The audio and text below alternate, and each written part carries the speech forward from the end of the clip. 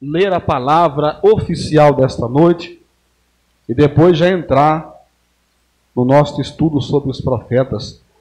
Nós vamos estudar o capítulo 33 de Isaías, irmãos. Já vai memorizando aí, 33. Os irmãos vão gostar, porque o estudo hoje está maravilhoso, irmãos. Pude dar uma meditadinha à tarde e vi que realmente será muito bom. Poucos versículos será o suficiente para nós fazer um banquete aqui nessa noite. Glória a Deus. Isaías, capítulo de número 35. A leitura oficial está aí no capítulo 35, irmãos. Depois nós vamos começar a estudar o 33. Mas agora, leitura oficial desta noite, irmãos. Capítulo 35 de Isaías, a partir do versículo 1. Glória a Deus. Diz assim: o deserto e os lugares secos se alegrarão com isso, e o ermo exultará e florescerá como a rosa. Abundantemente florescerá, e também regurgitará de alegria e exultará. A glória do Líbano se lhe deu, bem como a excelência do Carmelo e de Saron. Eles verão a glória do Senhor, a excelência do nosso Deus. Confortai as mãos fracas e fortalecei os joelhos trementes. Dizei aos turbados de coração: esforçai-vos e não temais. Eis que o vosso Deus virá com vingança, com recompensa de Deus ele virá e vos salvará. Então os olhos dos cegos serão abertos e os ouvidos dos surdos se abrirão. Então os coxos saltarão como servos, e a língua dos mudos cantará, porque águas arrebentarão no deserto, e ribeiros no ermo, e a terra seca se transformará em tanques, e a terra sedenta em mananciais de águas. E nas habitações em que jaziam os chacais haverá erva como canas e juncos, e ali haverá um alto caminho, um caminho que se chamará o caminho santo. O imundo não passará por ele, mas será para o povo de Deus. Os caminhantes, até mesmo os loucos, não errarão. Ali não haverá leão, nem animal feroz subirá a ele, nem se achará nele, mas os remidos andarão por ele. E os resgatados do Senhor voltarão e virão a Sião com júbilo, e alegria eterna haverá sobre a sua cabeça. Gozo e alegria alcançarão, e deles fugirá a tristeza e o gemido. Graças a Deus. Podem tomar assento, meus amados. Irmãos, Isaías está dizendo que nem os loucos errarão o caminho. Oh, glória a Deus. Nem os loucos, irmãos, vão errar o caminho. Oh, glória. Vamos lá, amados. Vamos retomar o nosso estudo, já de antemão. Capítulo 33. Vamos começar. Nós vamos ver aqui, nós estávamos falando no ensino passado, né, na última parte do nosso ensino, nós estávamos falando aqui sobre a nação de Israel. Nós vemos aqui a ida ao Egito e volta a Deus. Nós vimos também a indiferença e a paz, né? Aqui no capítulo 31, capítulo 32. E hoje nós já vamos dar uma adiantada e ir direto para o capítulo 33, que vai falar sobre o pecado e a justiça de Deus. O pecado pertence a quem? Ao homem. E a justiça pertence a quem? A Deus. Então vamos falar de Deus e do homem. A parte de Deus é o quê? É a justiça, é o juízo. E a parte de Deus, do homem, é se arrepender dos seus pecados. Capítulo 33 aponta para o destruidor, a Síria, como nós estávamos falando, que viria como agente do juízo de Deus. Tal juízo foi comparado a um fogo consumidor, né? E nós já vamos ver, já começar diretamente, vamos já observar aí, você está com a tua Bíblia aberta, no capítulo 33, no versículo 11. Já vamos dar uma olhada? Porque aqui, Isaías fala do juízo de Deus, tratando a Síria como um fogo consumidor. Vamos dar uma olhada, capítulo 33 e o versículo 11. Dá uma olhadinha aí na tua Bíblia. Dicionário sempre muito bem, já está pronto aqui já. Ó. Olha aí, o que diz Isaías para a nação, falando acerca de tudo quanto Deus colocou no seu coração como profeta que era. Disse: concebestes palha, dareis à luz restolho, e o vosso espírito vos devorará como o fogo. E esse fogo é um fogo consumidor. Então Deus, Ele coloca estas palavras na boca do seu servo, do profeta Isaías, para que ele possa manifestar essa vontade de Deus para com o seu povo. Olha que ele disse: concebeste, quer dizer, deste, né? Deste, entregaste palha, e dareis à luz o restolho, e o vosso espírito vos devorará como o fogo. Veja que espírito de homem, espírito com letra minúscula, quer dizer, o próprio espírito do povo, ou seja, os pensamentos, a vontade do povo, iria fazer com que eles fossem devorados por esse fogo consumidor, que Deus compara com a Assíria, esta nação que nós já falamos muito sobre ela. Amém, irmãos? Deus preferiria, olha só, a vontade de Deus não é essa não, irmãos, tá certo? Isso daqui não é Deus falando com alegria que o seu povo seja tragado. A Bíblia diz que Deus não está feliz com que ninguém pereça. Será que Deus tem alegria de ver uma criança sendo destruída na guerra? Será que Deus teria alegria em ver essas guerras, estas mortes, esses assassinatos? Deus não tem alegria nisso, mas Deus permitiu isso. Agora aqui, ó, Deus, ele tinha outra ideia para o seu povo. Deus não queria isso. Unir o seu povo e enviando até eles o inimigo poderoso, que era o povo assírio. Comparado a um fogo, o juízo de Deus, como um fogo que vinha para consumir, para devorar. Mas a vontade de Deus era outra. Qual que era a vontade de Deus? Ele preferia que o seu povo voltasse para ele.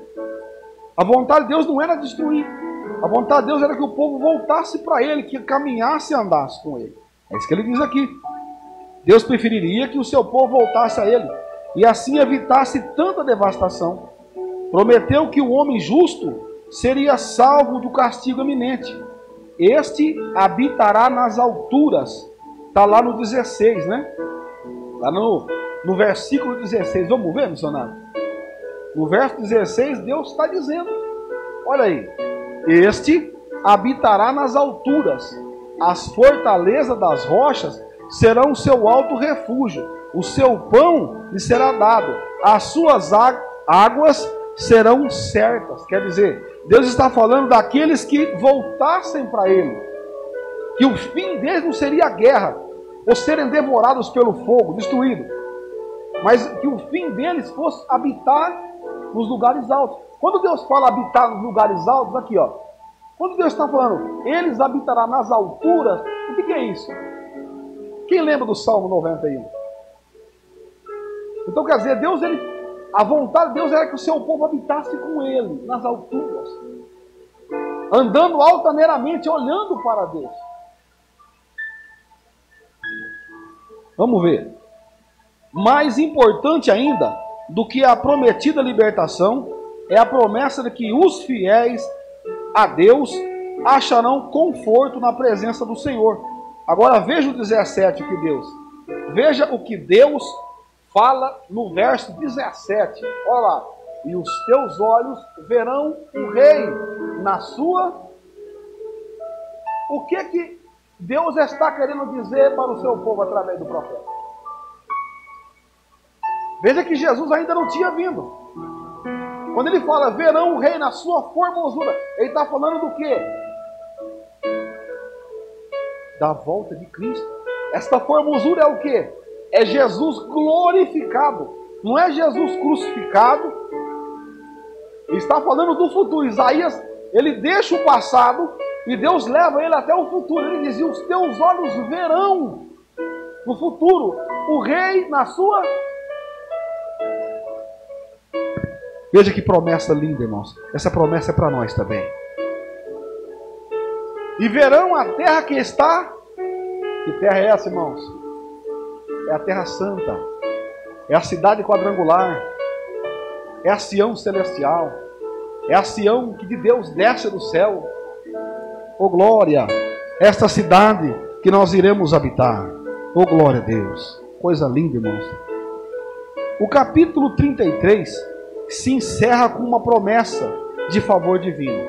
Confissão e arrependimento nacional resultarão em vitória decisiva sobre os assírios.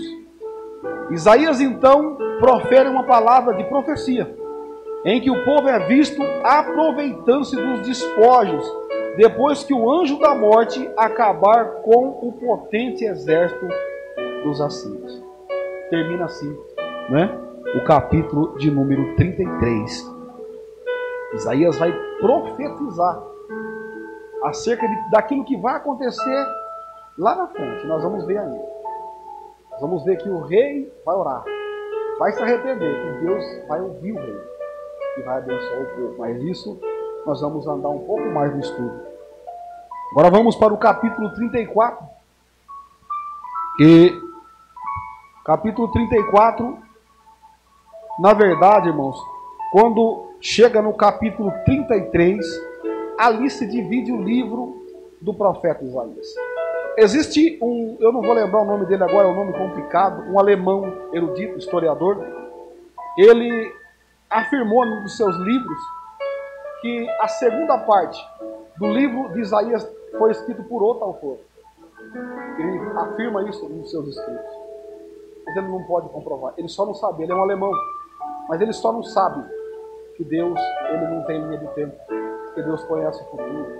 Deus não existe o futuro, o presente, o passado. Porque para Deus não existe isso.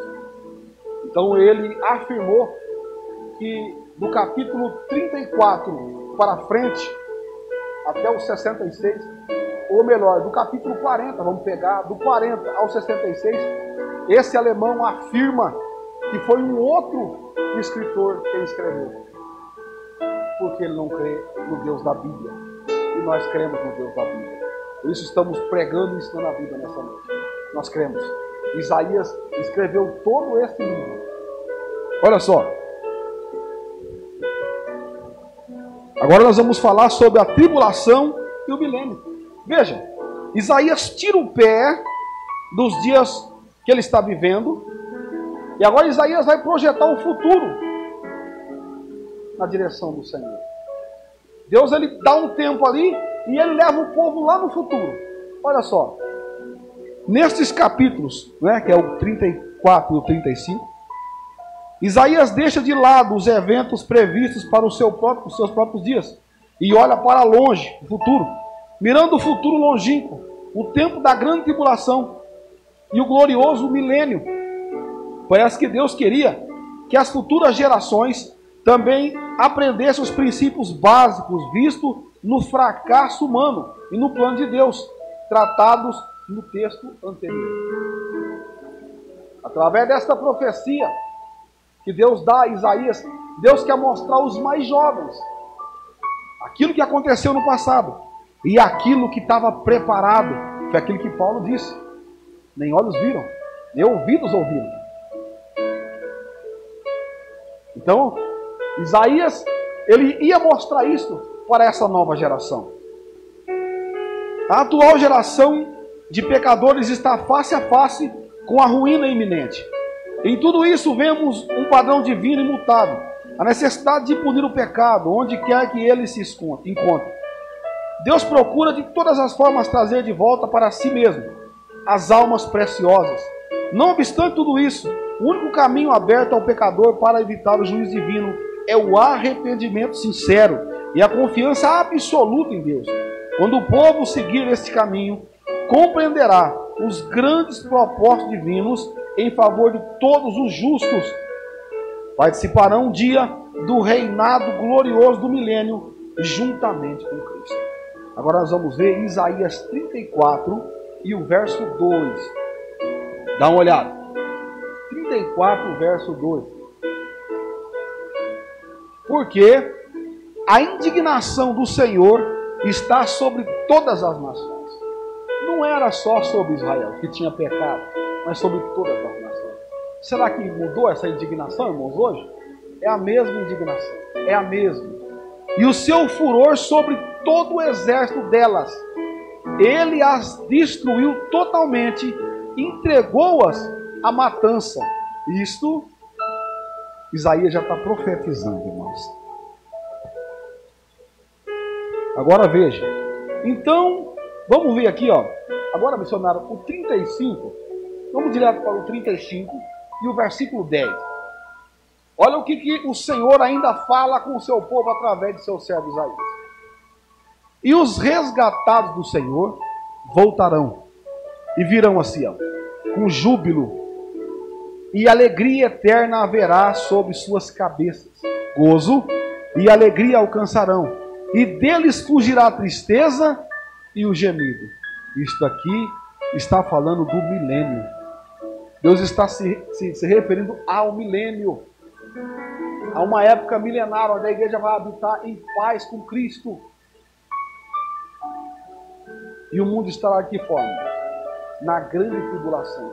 Sofrimento, grito, choro, dor. As vitórias e as derrotas de Ezequias. Vamos dar uma olhada agora, já direto no capítulo 36. Esta seção do livro de Isaías é nitidamente mais histórica.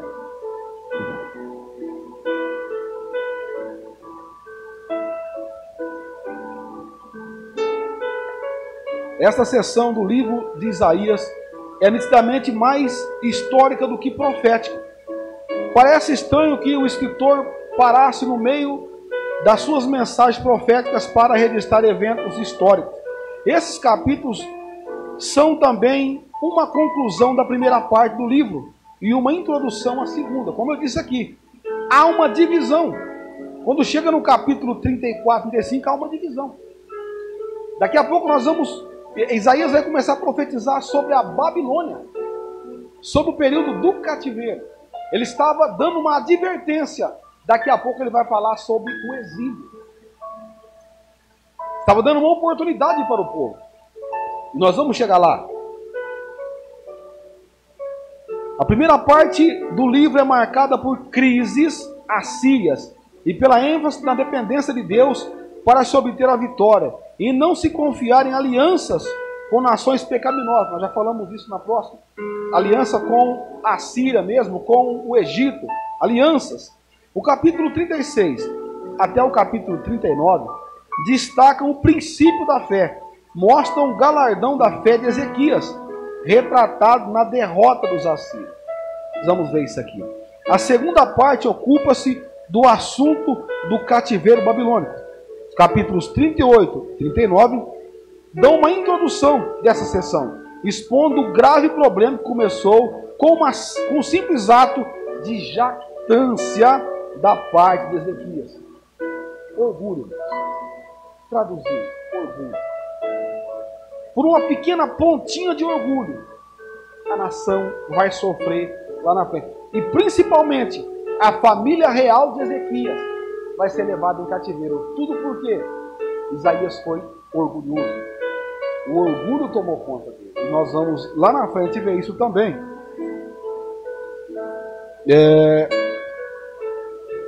A vitória de Israel sobre a Síria. Vamos ver como é que foi. Continuamente Isaías avisara sobre o dia do juízo que viria sobre Judá, o qual recusou arrepender-se. Judá uniu suas forças às do Egito com o propósito de esmagar a Síria. Olha lá. Fizeram aliança com os inimigos, nós já vemos. Por sua vez, a Síria preparou-se para esmagar a confederação dessas nações. Numa invasão relâmpago, obteve sucesso completo. A seguir, Jerusalém foi sitiada, enquanto os assírios arrasavam 46 cidades próximas. E por isso, o rei assírio mandou ao rei Ezequias uma carta ameaçadora. Quem se lembra da carta que Ezequias recebeu? Nós vamos falar sobre ela. O rei Ezequias abriu a carta perante o Senhor e orou, suplicando a intervenção divina. De modo espetacular, seu pedido foi atendido mediante um grande milagre, pois numa só noite o anjo do Senhor feriu 185 mil guerreiros. Está ali, né, no capítulo 37, né? Vamos dar uma olhada, missionário? Capítulo 37, acredito aqui que seja do verso 36 até o 38. Vai dar para nós ver este episódio marcante, né? Os irmãos são sabedores que esse acontecimento bíblico, ele também é histórico. E os egípcios acreditam esse acontecimento a eles, não a Deus. Eles marcaram esse evento para eles, como os assírios não entenderam o que aconteceu. Até hoje a Síria não entende o que está acontecendo também. E os egípcios, eles relataram nos seus escritos isso, que foram os deuses deles que livraram o povo. Não, irmãos, foi Deus. Olha lá. Então saiu o anjo do Senhor e feriu no arraial dos assírios a 185 mil deles. E quando se levantaram, pela manhã cedo, eis que todos eles eram corpos mortos. Vamos continuar. Assim, Senaqueribe, o rei da Síria, o líder deles, se retirou e se foi, e voltou e habitou em Nínive, a capital. Para encerrar, veja bem aqui essa citação. E sucedeu que, estando ele prostrado na casa de Nisroque, que era um ídolo da ocasião, seu deus, Adramaleque, e Sarazer, seus filhos de Senaqueribe, o feriram a espada e escaparam para a terra de Ararat. Quem se lembra de Ararat? Quem se lembra da história de Noé? Escaparam para Ararat, e Azar-Radon, seu filho, reinou em seu lugar. Veja, irmãos, os próprios filhos assassinaram o pai. Por quê? Porque o anjo do Senhor atemorizou todo o exército assírio e deu a vitória ao seu povo. E esse acontecimento, os israelenses têm registrado. Se a gente chegar em Israel, eles vão contar essa história. Só que eles contam essa história e acreditam ao nosso Deus. Mas os egípcios acreditam a eles esta vitória. Não. Foi a mão de Deus. E nós vimos lá quem foi. Foi o anjo de Deus. O anjo de Deus. O referido milagre acha-se confirmado indiretamente na história antiga. Os documentos assírios dão, olha só, os documentos assírios, veja bem, dão pormenores da situação, relatando como o rei assírio descreve Ezequias como um pássaro na gaiola. Eles disseram que o rei estava preso. E nesta altura a narração assíria é interrompida de súbito, sem qualquer explicação, como se algo extremamente vergonhoso acontecesse para ser detalhado. A verdade era a mão de Deus. É assim que acontece até hoje. Quando a mão de Deus entra, quando Deus entra na situação, a gente até não entende o que aconteceu. São coisas que acontecem na nossa vida que nós ficamos procurando, mas como que foi? Aconteceu de que forma? De que forma que nós conseguimos sair daí? Às vezes tem situação na nossa vida, né? Nós queremos fazer algo e a gente olha para a direita, para a esquerda, para cima, para baixo, não vê saída. Não sabe de onde que vai vir. E de repente acontece. De repente o milagre chega. De repente alguém bate na porta. De repente trazendo aquilo que você precisava.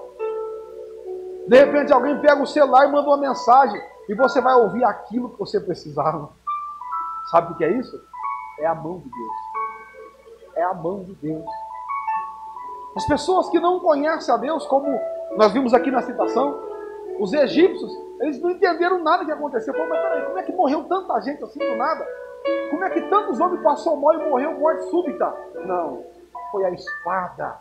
A mesma espada que vai passar, irmãos. É a mesma espada que vai passar sobre essa terra. É a mesma. No grande dia. É a grande espada. E nós ficamos sem entender.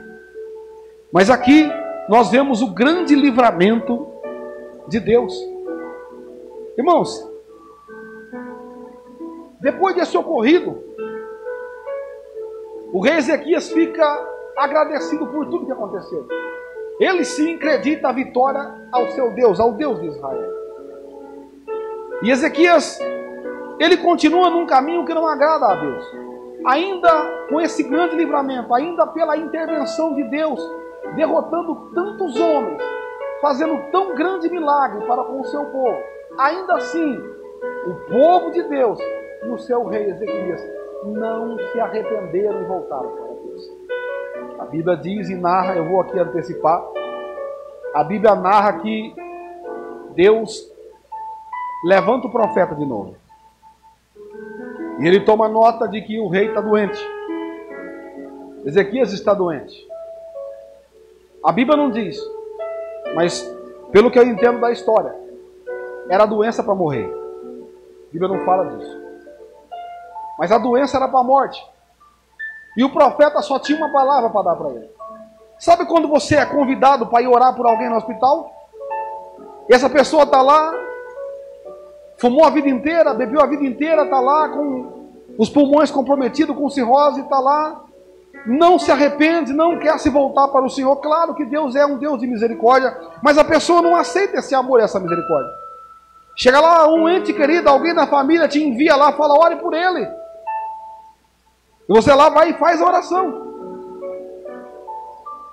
E quando você conhece a Bíblia, quando você conhece a palavra de Deus, e o Deus que você serve, você vai chegar e vai ver a história. E vai orar para o Senhor, Senhor, entrega nas tuas mãos. Não adianta a gente querer fazer aquilo que Deus não quer. Quantas vezes pessoas chegam numa ocasião dessa e querem profetizar, e querem sapatear, e querem ser canela de fogo, não é? E quer botar a mão, vai viver, daqui 2 horas vai ter vida, nada disso. Deus não está nisso. Se Deus quiser curar e levantar, Ele levanta e cura. Não adianta nada, jogar água, jogar óleo, não adianta. Vai lavar o doente, só isso. Se a mão de Deus está ali, não tem como. Então muitas das vezes tem que chegar e dizer, Senhor, seja feito como Tu queres. Seja feita a Tua vontade. Eu não sei se eu já testemunhei aqui, mas algo dessa natureza já aconteceu comigo. Deus já me levou numa situação assim. De sair de um estudo de rádio e alguém me ligar e dizer, pastor, vai lá orar por ele. Ele só tem metade por cento aí do pulmão, o resto está tudo comprometido. Com câncer, não fala mais. Está respirando a dificuldade, o médico deu tantos dias de vida. Não adianta querer chegar lá e querer ser um super crente, né? O crentão. Eu vou lá, eu vou sapatear, eu vou profetizar e vai levantar. Consulta a Deus primeiro, para ver o que Deus quer. Chega lá, tinha alguém que foi convidado também, uma mulher chegou lá e já olhou para cá e para lá, e já queria, e eu falei, ó, faz a parte de vocês. Depois que acabar, eu entro. Então tá bom, eu vi lá, um povo lá e pôr na mão e vai para lá, e eu fiquei quieto. Depois saiu todo mundo, eu falei, eu posso entrar? Posso. Foi essa a minha oração, irmãos. Eu estou confessando para os irmãos. A minha oração foi essa. Eu ungi as mãos e impus sobre ele e disse, Senhor, seja feita a Tua vontade. E pronto, irmão, vou falar o quê? Mas porque tem crente que acha que é super poderoso. Mas se eu for lá, vai levantar. E se Deus não quer? E se Deus não quer? Tem gente que acha que pode mais, né? Não, eu vou levar o óleo que eu consagrei lá na capela. Eu vou levar o óleo que eu consagrei debaixo da oliveira que Jesus chorou. Ah, para com isso. Você é crente maduro, não é? Quando Deus quer, Ele faz. Quando não quer, não adianta. Amados, passou-se uma semana mais ou menos. A pessoa que me ligou de novo no rádio, na madrugada, e disse, olha, meu irmão se foi. Normal ser da vida, irmão. Eu disse para ela, foi feita a vontade de Deus. Ele aceitou Jesus? Não. Ele quis ir para o céu? Não quis.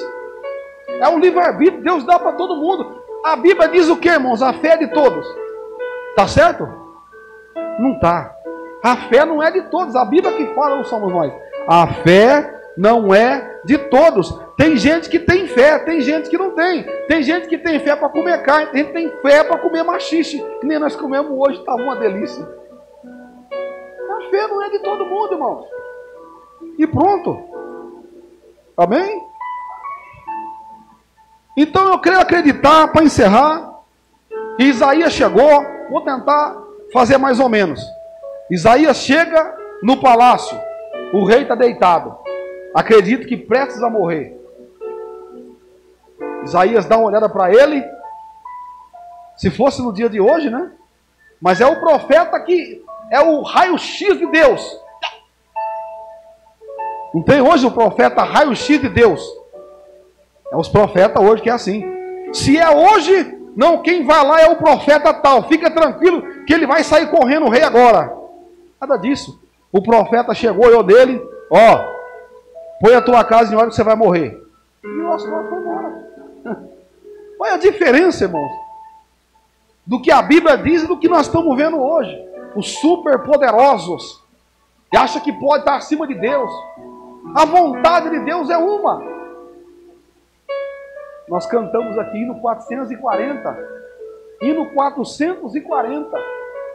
O teu poder e os teus dons te dará. Quando que Deus dá dons e poder para o crente? Quando o crente faz o seu querer. É quando se faz a vontade de Deus. Tem gente que quer, mas não faz a vontade de Deus. A vontade de Deus primeiro. Então o profeta chega, põe a tua casa em ordem, porque você vai morrer. Sabe o que ele estava falando? Vamos resumir isso aí? Se arrependa dos teus pecados, porque Deus vai te levar. É isso que ele falou. Não adianta camuflar, enfeitar, passar o óleo. Não adianta. O profeta chegou e falou: você anda em pecado, você anda errado, em pecado, você não é crente coisa nenhuma. Se acabar agora, você vai para o inferno. Foi isso que ele falou, irmão. É para resumir. Se Jesus voltar agora, você vai para o inferno.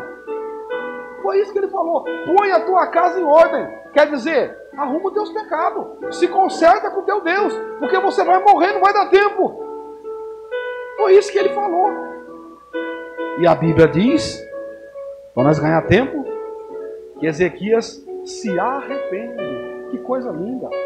Voltou-se para a parede e foi chorar: Senhor, tem misericórdia de mim. Eu sei que eu estou errado, meu Deus, me perdoa. Então o profeta se virou e Deus falou para ele: vai lá de novo, não sai do palácio não, volta lá, que eu estou dando para ele mais 15 anos. Eu dou mais 15 anos de vida para ele, mas não é para ele andar de qualquer jeito não. Eu dou mais 15 anos para ele andar comigo. Porque tem gente que quer as coisas de Deus para andar no mundo. Eu vou falar. Deus dá, e a pessoa quer usar no mundo, não é assim?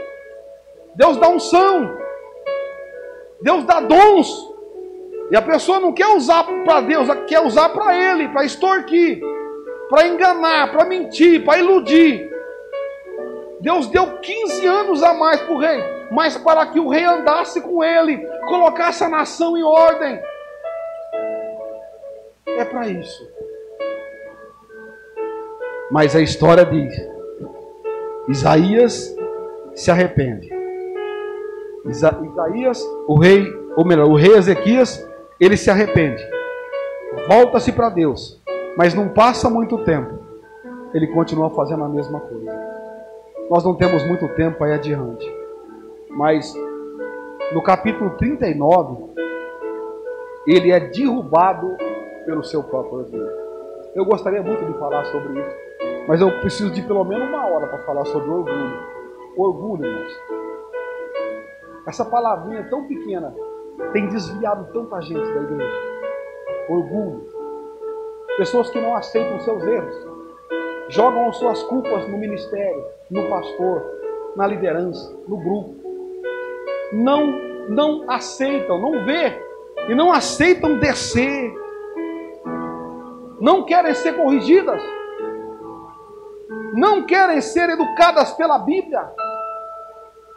Pessoas orgulhosas, que preferem sair da igreja a repararem os seus erros. E aqui a Bíblia está dizendo no capítulo 39, que o rei Ezequias foi derrubado pelo orgulho. É o orgulho que derruba a crente, irmãos. É o orgulho que tira a crente da igreja. É o orgulho que faz o crente não conversar com o outro. É o orgulho. O crente achar que é melhor que o outro, que é maior que o outro. É o orgulho que faz o crente não ser obediente, não aceitar ninguém, não aceitar ensinamento. É o orgulho. Mas nós vamos, eu vou, está até grifado aqui, vai ter que ficar para a próxima. Amém, amados? Que Deus possa abençoar os irmãos. Perdoe aí se nós fomos um pouco mais rápidos hoje, mas eu tentei ganhar um pouco de tempo, porque eu queria muito falar sobre esse capítulo 39. Mas seja feita a vontade de Deus acima de tudo. Amém? Que Deus abençoe os irmãos em nome de Jesus.